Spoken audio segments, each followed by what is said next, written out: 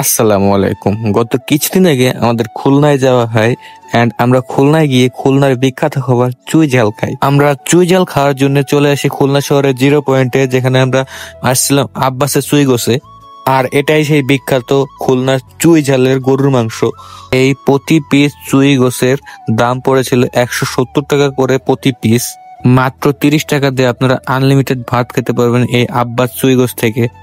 এইবার একটু টেস্টের দিকে আসা থাকে এই চুই গোছের। সো আপনার লিটারে দেখতেছেন যে আমি এই গোছটা ছিঁড়ার জন্য পুরো যুদ্ধ করতেছি, তাও ছিঁড়তেছে না। মানে এত বাজে সিদ্ধ হয়েছে এই গোছটা, কি বলবো ভাই। চুই গোছটা আসলে কোনো রিকমেন্ড করার মতো গোছ না এটা। বাট এই চুই গোছের সাথে যে রসুন গুলো দিয়েছিল এগুলো দিয়ে মোটামুটি করে খাওয়া যাচ্ছিল, বাট এই চুই গোছ রিকমেন্ড করা যায় না আপনাদের জন্য।